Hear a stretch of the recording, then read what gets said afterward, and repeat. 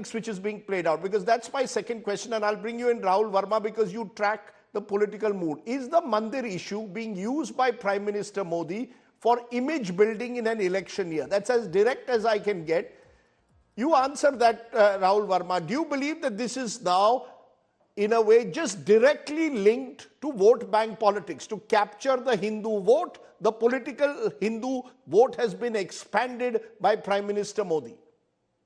Rajdeep, in electoral democracies, any issue that can be politicized and that can fetch votes, most politicians do that. And I don't think BJP or Prime Minister Modi is any different on that. Certainly, Ram Mandir issue is going to be played into 2024 elections, and they would hope that it fetches them some additional vote. Let me also make two more points. One, I think, this is a very, very important moment for post-independent India.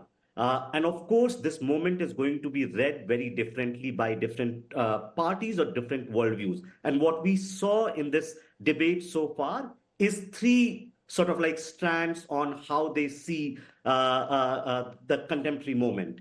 And in some ways, this is a culmination of a long historical battle. And if you think about politics and political parties representing different ideas about the nation, about the country, we are very much seeing it here in this debate. Second point, which is very, very important, we think of religion and religiosity as a constant thing.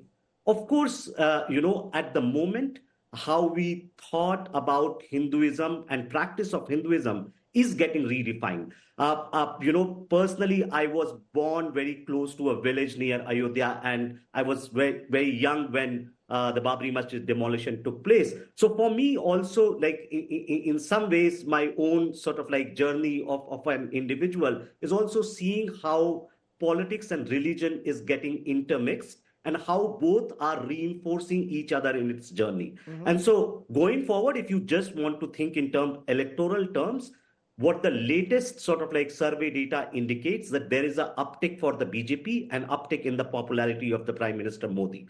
Now, is it only the Ram Mandir issue which is bringing that uptick? I don't think so, because no party, and especially BJP and Prime Minister Modi, is trying to put the entire 2024 campaign on just Ram Mandir issue. And what Swapan Das Gupta was trying to hint at, that Ram Mandir issue is going to be part of a larger narrative of emerging India. And that's where the G20, that's where Ram Mandir, everything is basically trying to glue into one single idea, which is that India is trying to emerge from its colonial past, from its sort of like shadows. Now, whether this is going to hurt India in the long run, that is where I think the disagreement is going to come from, and what we are witnessing here today. That's right. Rising India, or Rising Bharat, as the BJP would like to call it, in a way, Sumansi Raman, I want to just ask you to reflect upon the fact the Prime Minister is visiting a lot of temples in southern India. He's done it earlier this week. He's doing it next week as well. Does southern India have a very different perspective to this rising Bharat as symbolized by the Ram Mandir? Yeah, Rajdeep, I think there are clearly two Indias as far as the electoral dividends that are linked with the Ram Mandir are concerned. And I see very clearly North India and parts of Western India quite different from how the south and the eastern part of the country actually views this. Now, there are, of course, segments of the population and sizable numbers who welcome the construction of the Ram Mandir across the country, including the south and the east and so on. But electorally, I think Hindutva has always had a very limited appeal in the south. One potential reason is that the south has faced less invasions in historical terms than the north. And, there have been Hindu rulers who have ruled in southern India for centuries. We've had the Chola Empire, we've had the Kakatiya, we had the Rashtrakutas, we have the Nayak kings, we've had, various rulers in Kalinga region and so on. So basically, there's the appeal of Hindutva is limited. And that is why, and I feel that the Prime Minister understands that perfectly, which is why he is pushing into the south. I mean, he's not visiting, he may be visiting temples in UP and Bihar in the months to come, but he knows that the BJP is on a very strong wicket in the Hindi heartland. And therefore, the visit to go to Kerala, to Guruvayur, and then in Lepakshi in Andhra Pradesh. Tomorrow he's going to be in Srirangam in Tamil Nadu, and then going to Rameshwaram. So all of this is because the Prime Minister realizes that the emotional pull that the Ram Mandir inauguration is going to have is there in certain parts of the country, but the South remains a kind of a last bastion where there is still a popular sentiment, but it's not necessarily going to translate into a huge swing in votes for the party. Can I just get you, Swapan Dasgupta, to quickly respond to that? There is a sense that what we are seeing also is a ritualistic, some would say Brahminical Hinduism, which is once again being reinforced, a very a particular kind of Hinduism, or Hindutva as it's referred to, which doesn't connect necessarily across the country. Is this a pan-Indian? Do you believe this is a pan-Indian emotional moment when you say rising Bharat, rising India?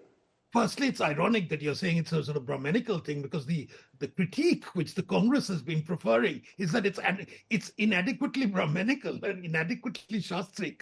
That's their critique of the whole thing. So I don't buy this Brahminical thing. There is a very, very, there is a certain, what I have called evangelical Hindutva, which is there. Now, the appeal of the Ram movement is there all over the country. But yes, you're right that this will not necessarily translate into a vote for the BJP in the same way. I mean, it's given. You know that. We know that. Mm-hmm. There are other factors like historical reasons, organizational depth, etc., which is there. But is it about what I call Moditva?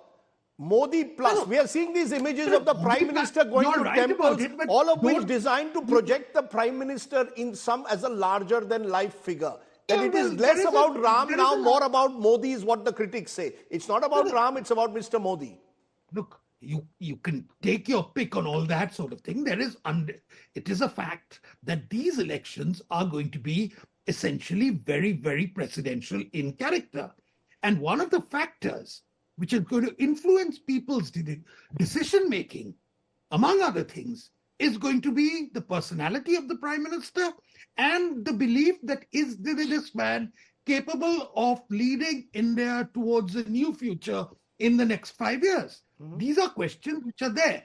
And you can take your pick about which issue. Is Article 370 going to be important? Is the Ram Mandir? Is it the fact that there is in India's place in the world? All these sort of things, an assertive India. There's a bouquet of issues which are there. Now, which one in particular is going to be the most dominant thing? But an overlay of all this is the fact that there is the Prime Minister who stands for all this. Now, is this man capable of leading India into the thing? And the BJP would hope, and it will try, to make sure that in all the 540 odd constituencies in India, right, it will be Modi who is the candidate.